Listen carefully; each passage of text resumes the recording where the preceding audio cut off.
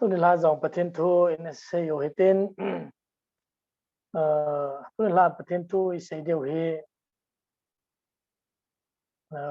devotional message kanaji jani khabenia jani zo jani kanaji pa to kain say do no me hi cha kun asim long na nom de hin asim ho de nga chu het be na he de nga hin anasim lo lai ho de nga to thakhat idea ni nei be na diu hin tin it's so hele Timothy tahkhat lungkham chang ni na hi a hin chu in siming kate Timothy tahkhat lungkham chang ni na chu tasana ka chapata be Timothy henga ipau Pathen le Jesu Krista konin lungsit le hotu na tule lungmong na tung han atini thu isimna pathe po piwan lang icha ko na iga se do ding thupia igel dinga ka de te hele ikilim to no ho ilungmong na hi hen ati he ilim to kiti he jingka ne la wis ikibol ho he na good morning good evening good afternoon iti ho he it's all ikilim to he ala he chita banga to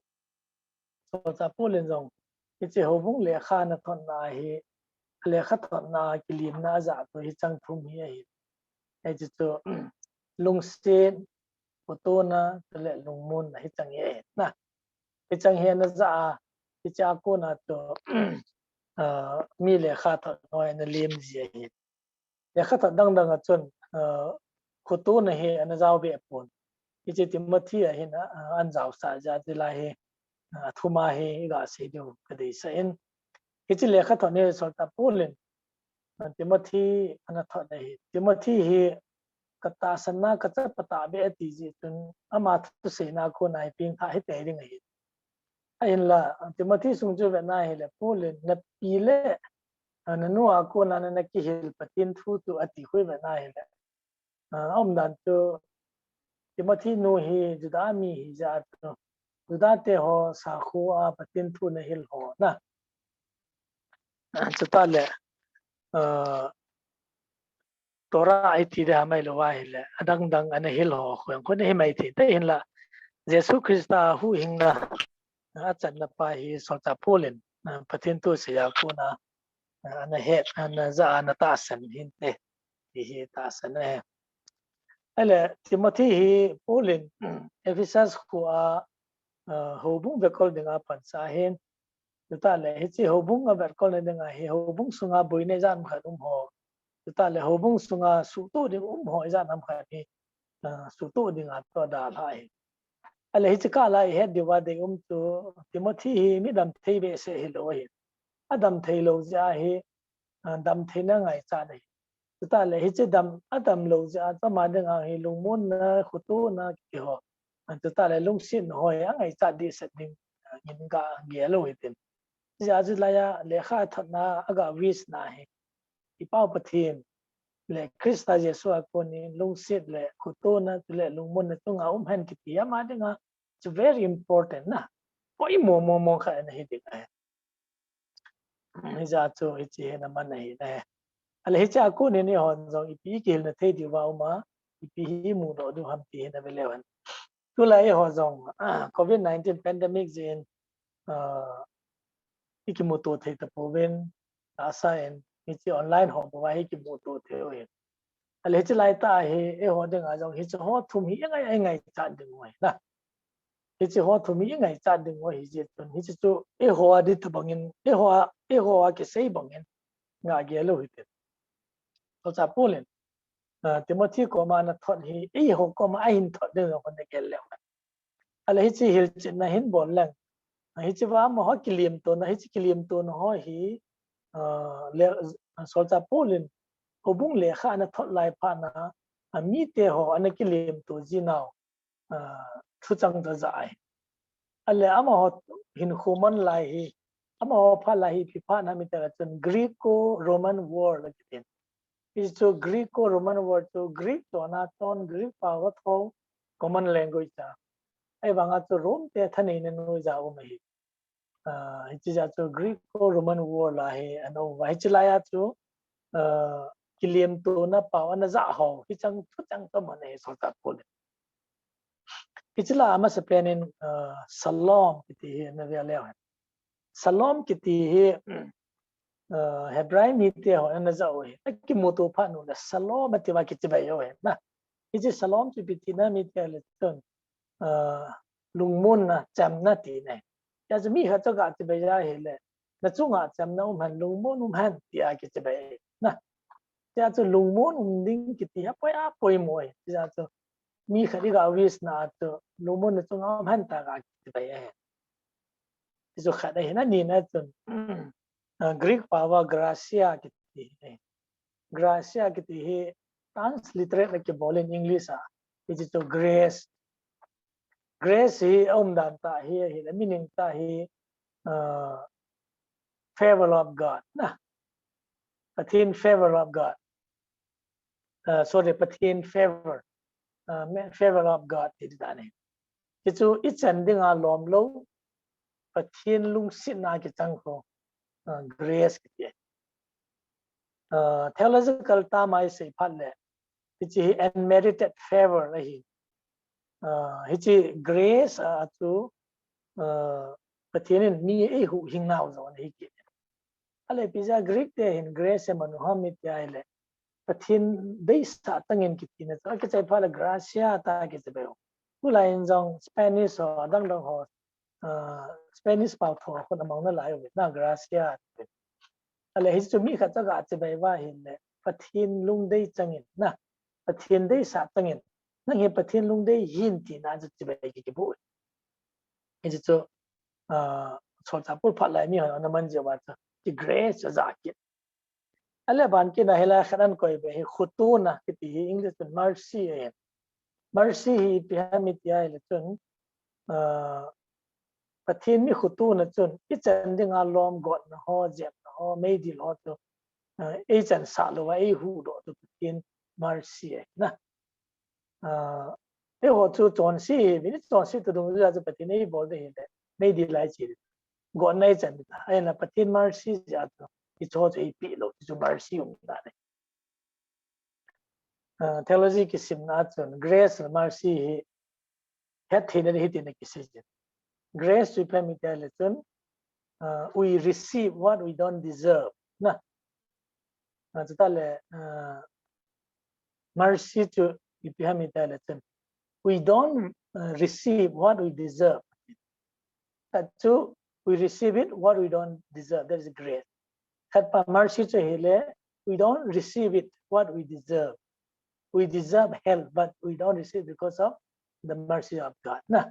we didn't deserve salvation but because of the grace of God we receive it that salvation na cho agi hi ne ya cho lungsi na le khutu na ki na chi cho eiho mi khutu na wang za chu zat din na to na ta bangin nui za thim kha ga ki se le eiho mi khutu na chi pha mi ta le I niao lai na ki ha he ni thing la ngai ki chen ai chi a cha khat keng ki bai ham thiri dia na chu loi gol ho banga thaile le thelu chu kilung se na ki khutu ja chu dan ta chu keng na ham khat ki khutu ji chun ki jan dam pi le ki lo me e ho mi khutu na chu he lo to I chi a cha yong he lung sit sa ki tha ro re hin hi ta hin sang hin ta na ki tha do wai ni do ji we na chi ho mercy to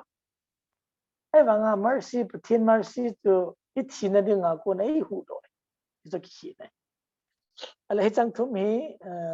Shalom grace mercy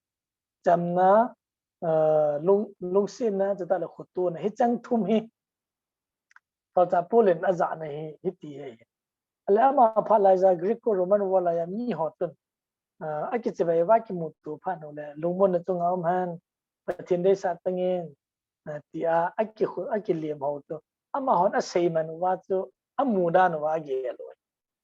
ai la so cha polen hi chi hi cham na ho chu ta le lungsin na khutu na I mu ho hi na hon na sei ji wa hung mo do ai pot ai la hi cho hi I pau Pathen le Jesu Krista ko na hung ai bo ve na pol lekha to no he le out ama sa greeting apa na ho Pathen thu hi salmana kam lu de ta na actually abul ki patna a welcome me address ta na hi ba na isa na ko ki he amo khang la ya chu a ki address na tu letter writing to aji pa mina ga kiji masa chu ta la koi hok ko ma aji ham chu ta ipidinga ichi lekha aji ham ti tu wi sa ga ko lu pa na ai chu ma letter writing ta na ala hiche so ta pol ana manchah chamna le lungsin le khutu na seijing ke yu tu na ho na seiji wa hung mai mai pon ai lai cho ti pau Pathen sim ti la pa nai pau Pathen le ei ngai lo wa jesu krista ba nga chana mu hi ati to na ala hicha kilim na hi ba na hele so cha Polen Timothy ko ma na sei to Timothy na ngai tan ding dan to na jong ham spiritual warfare la na sata na episas ko to an na ha milim ho na le na len ta le ta kau bu jong tam na hi chla na to hi cho la cho Pathen la mo na Pathen lung sin na Pathen ko to ta ngai chang ma de ja to ama mi dam thailo hi kin na lai se ja to ya se lai ta bon che ho jong tulai ta hi zo wa ka si bungin corona na in pandemic min da mole ti ki za jang in khonom pu chlai ta hi ho jong hi ngai ta diu hi cho hi na Pathen min lung sin na wa nga hin na ni wa hin che Pathen min lung sin na ma cho ni sin khui manu by grace we have been saved but the same grace by the same grace we live na we survive our daily life sin ngai ta mo Pathen grace ai la chun hi ta bang nu ya lai ta ba jong hi Pathen dei lo ki bol khat te te ji ja to Pathen mercy jong ki ngai ta to na Lord please do not punish me according to my sin kite chu alung sin a mercy chu pleading ki bol to ja ti chon ta bangai bol ai Pathen alung sin a khutu na ja standing lom ton sin na ja standing no hoi pi lo ba na ei hoi he ti de alla ba lungmong he apoimo chamna ke tin english sa e pa lungmong he thilaman iza ga thu tangai le ka fa za le lungmong no lo la jong na to ki su lo ja nam kha lungmong na lo de ka ta sa na sum kan nei lo ding hu ya en kan ki la de ham bula ya ki ke to tan lungkham ni to ala he lai ta chu na ngai cha chu lungmong nei to ita bang lungkham nong la jong di hi le na ka suin me thu la na sei tu alungkham ha ja in ko ni kha jom pe te ko ina la wa ma ita bang lungkham nong la chen sum chen kha jong hung di lo to na hi cho ho lai ta tu Pathen ko na lungmun na kingai ta lungmun lo wa he le in ko hi thei lo hi ja lai ta yo ti ngai ta ve hi sei do no me hi chi tu lai ta ngai cha no hi te lan chun ikimu to na ikilim to na he ai la jing ka ga ke thola khat na khari ga kilim to na phone he jong le na lungmun na hi le ite ki pa om ta na min phone in bol he ki pa thu an se le lungmun ma san na lungim na dam lo na ham thila man hon se ai la chei lungthim nom lo to na ai ji ho to bong la chun i thu i za ho zo sung hi lungmun na te yan lang ki pa na hi le iti to ale za zo si chu ki pa na lungmun hi thei lo de na le si lung ta ai la hi chi ho noi za zong ki pa na ngai cha ding pe chu Pathen na ti lo lungmun no na salary za mo jong la chun na lungmong lo mi za ni na khut tu han lang yong la lungmong lo Pathen ko na bo lungmong na na ne ya hi le ki chi lungmong na di ta na ne te ri ki ne te ri chi za cho ai che kilim tu na ko na ki kilim tu na ho hi lungmong na hi han ki na Pathen ko na ho lungmong na to ai Pathen za lin ka phanai Pathen ei pi za lo win ai ta bong gan the nom jong le ka phawe iti the ding chu poimo ding ya chu Pathen ha hol jam ngai Pathen ko na lungmong na ki ti hi Pathen cha te bu win ki ne na mi dang ne nei lo Philippi bung li na hon sim le na